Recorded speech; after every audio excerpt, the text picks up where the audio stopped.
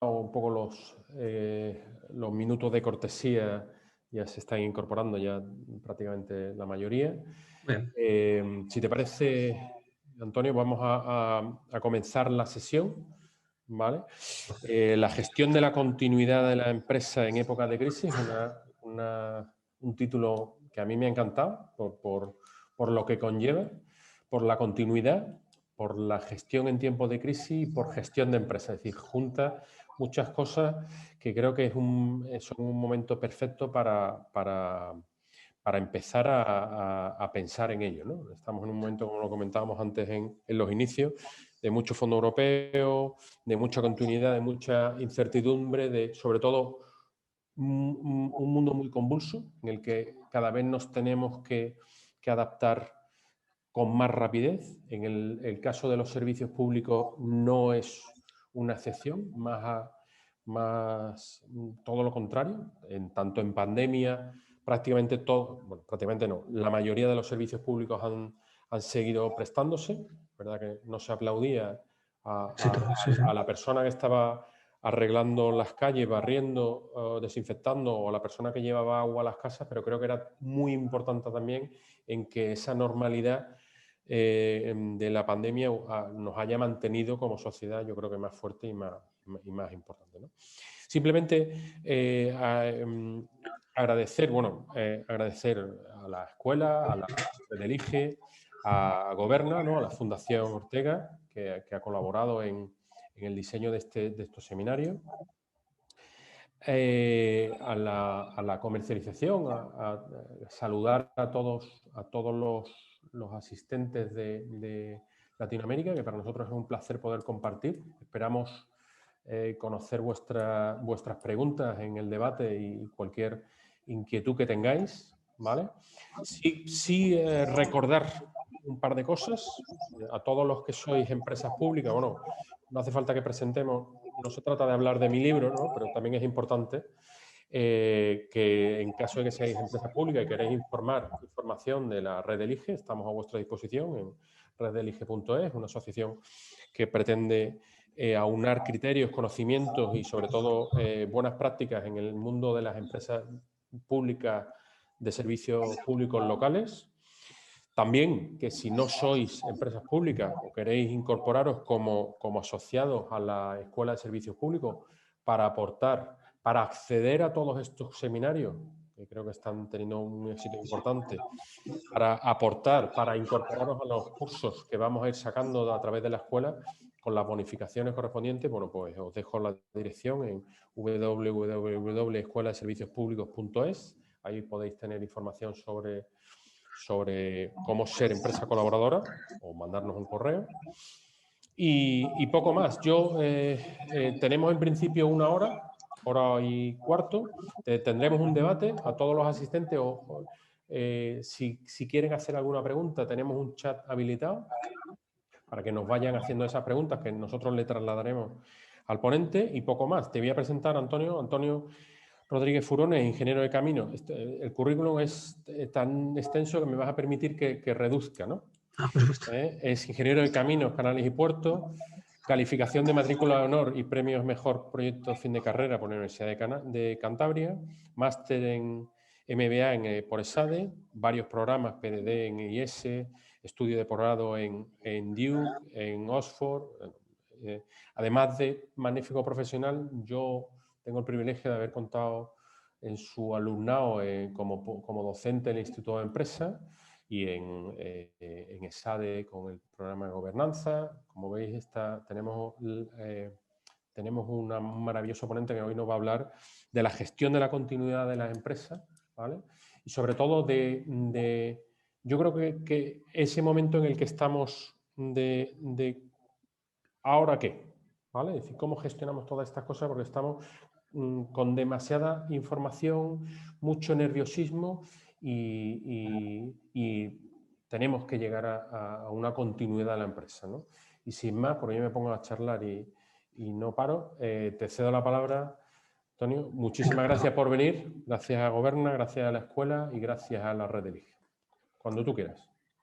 Pues muy amable, muchas gracias por la presentación, Román. Me sumo a los agradecimientos de la Escuela Internacional de Servicios Públicos, de Recelige, de Goberna. Para mí es un placer sumarme a esta iniciativa. La verdad es que cuando contactaron conmigo me expusieron un poco el foro en el cual se están desarrollando estos seminarios, pues la verdad es que encantado de acudir, encantado también de encontrarme con antiguos alumnos como Román, con antiguos compañeros y amigos que he visto en asistentes que hemos coincidido. Ahí he visto compañeros de Aguas de Valencia apuntados a la sesión, donde yo tuve también el placer de trabajar allí durante unos años, y también un saludo muy especial a los que están al otro lado del charco. Esperemos que los contenidos resulten lo más útiles posibles para todo. Desde ese punto de vista, la verdad es que el enfoque va a ser eminentemente práctico.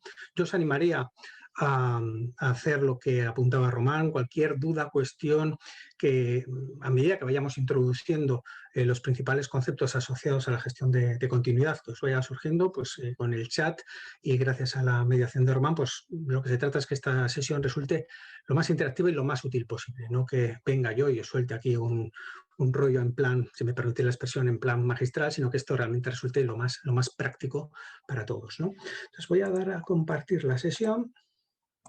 Ya nos ponemos directamente a ello. ¿Se ve la pantalla, Román? ¿Sí? ¿Me lo confirmas? Bien, vamos allá. Muy bien. Bueno, gestión de la continuidad de la empresa ante eventos adversos. Como bien apuntaba Román, es muy difícil encontrar, ¿verdad?, un tema que pueda resultar, desgraciadamente, más de actualidad por la pandemia en la que nos encontramos. La estructura de la sesión está orientada con tres objetivos básicos. Primero, tomar conciencia de por qué realmente estos eventos adversos, estas crisis, ¿no?, que están aconteciendo, por qué tienen un impacto tan relevante en lo que es el funcionamiento del sistema en general y de nuestras empresas, de nuestras organizaciones en particular. ¿Por qué? Porque ¿qué es lo que está pasando ahora que no haya pasado hace 10 o 15 o 20 años? ¿Tiene sentido hablar ahora de gestión de continuidad de actividad, de gestión de continuidad de negocio, y hace 10, 15, 20 años no? ¿De acuerdo? Un poco a nivel de contexto, es el primer objetivo. Y luego ir transmitiendo nociones a nivel metodológico, es decir, otro de los objetivos de la sesión es tomar conciencia de que ante estos desafíos que tenemos, entre comillas, no estamos solos. Existen metodologías que se ven trabajando desde hace mucho tiempo, veremos ejemplos prácticos de las mismas y veremos simplemente pinceladas de cómo se aplican con el fin, al final, de que en el propio desarrollo, en el propio desempeño de la actividad de nuestras organizaciones seamos lo más eficientes y eficaces también posibles, con el fin de conseguir los objetivos, ¿no?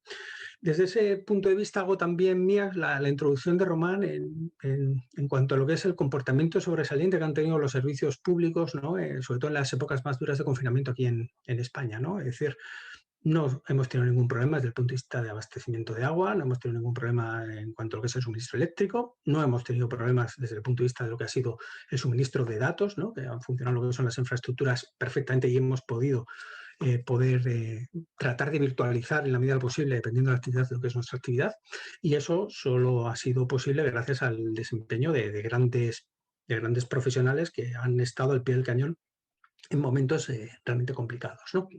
Entonces, alrededor de estos objetivos, la sesión está estructurada en estos 5 puntos. El primero hace referencia a ese concepto, en qué consiste la continuidad de negocio. Bueno, la traducción al español del concepto anglosajón de Business Continuity Management, que es un tema de actualidad, si es novedoso, si ha tenido recorrido antes, etcétera. Y luego, pues, presentar básicamente lo que es la metodología, pues, para que todos aquellos de vosotros que tenéis ahí responsabilidades a nivel de mandos intermedios o incluso de alta dirección, pues que veáis un poco la potencia que ponen estas herramientas con el fin de tratar de conseguir los objetivos planteados. Hablaremos un poco de Business Continuity Management, planteamiento del sentido estratégico que tiene, y luego veremos las dos grandes herramientas que tienen, que es el plan de continuidad de negocio y el plan de recuperación de desastres. Y finalmente unas pequeñas reflexiones para sintetizar todo lo que hemos visto a lo largo de la sesión. Primer punto, concepto y actualidad. Claro, esto seguro que os suena a todos, el entorno endiabladamente dinámico que tenemos en estos momentos. El acrónimo este en inglés ha tenido mucho éxito, el BUCA, ¿no? Volatilidad, incertidumbre, complejidad y ambigüedad. Es un entorno que lo que hace es dificultar notablemente lo que es la toma de decisiones estratégicas, donde siempre hablamos, cuando mencionamos estas cuestiones, del medio, largo plazo, de la necesidad de planificar. es una mala noticia la que os doy en estos momentos. Estamos en un entorno de incertidumbre máximo. Y eso, que os voy a decir, que no sepáis, dificulta notablemente todo lo que pueden ser las decisiones de planificación empresarial a nivel organizativo, de desarrollo de negocio, etcétera. Y esto es una condición de contorno, es decir, esto es lo que hay. Como bien apuntaba también Román en la introducción, tendremos que ser capaces de adaptarnos a ello. Y este entorno endiablado de volatilidad, incertidumbre, complejidad y ambigüedad, pues pueden llegar a atacar precisamente el funcionamiento de nuestra organización. Antes de la pandemia, si hiciéramos una reflexión, y la pandemia tampoco ha sido hace apenas un año, ¿no? Se va a cumplir un año, por lo menos aquí en España, del impacto más duro de lo que supuso la pandemia, lo que ha cambiado, ¿verdad?, nuestra vida a nivel profesional y a nivel personal también, por lo que es el tema de la pandemia. Vivíamos o vivimos todavía en un sistema, lo que podríamos llamar un sistema a nivel general, que básicamente está hiperconectado y por lo tanto es hiperdependiente.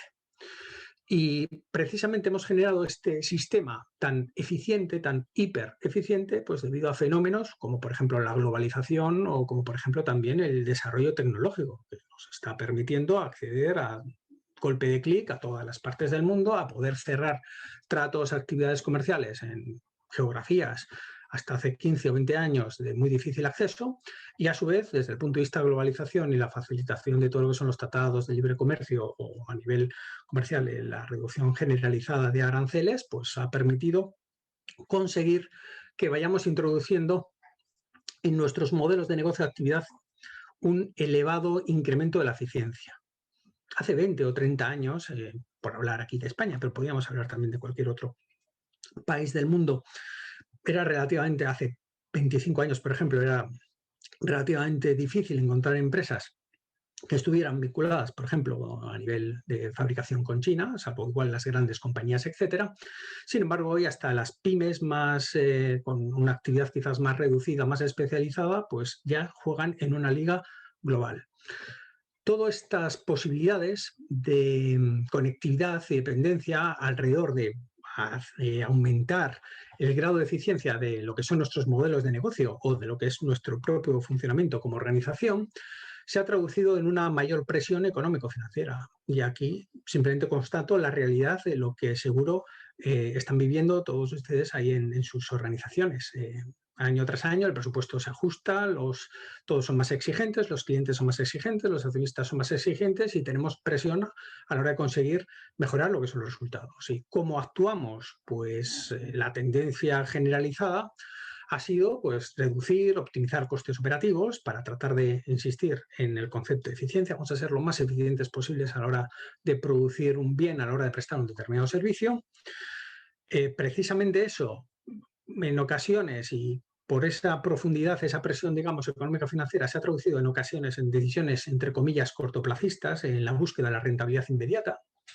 Insisto, estoy pintando un panorama general, un panorama general en el cual pues, nos podemos ver más o menos representados, pero que a nivel sectorial global, la verdad es que estas han sido las tendencias que han tenido lugar. Y eso ha cuestionado pues, la necesidad, por ejemplo, de redundancias, de esquemas organizativos que hacían que las organizaciones pues, tuvieran, digamos, una estructura, un empaque para poder soportar determinados golpes, ¿no? Pues a partir de disponer de esos recursos, entre comillas, adicionales. Y digo entre comillas, la parte correspondiente adicional.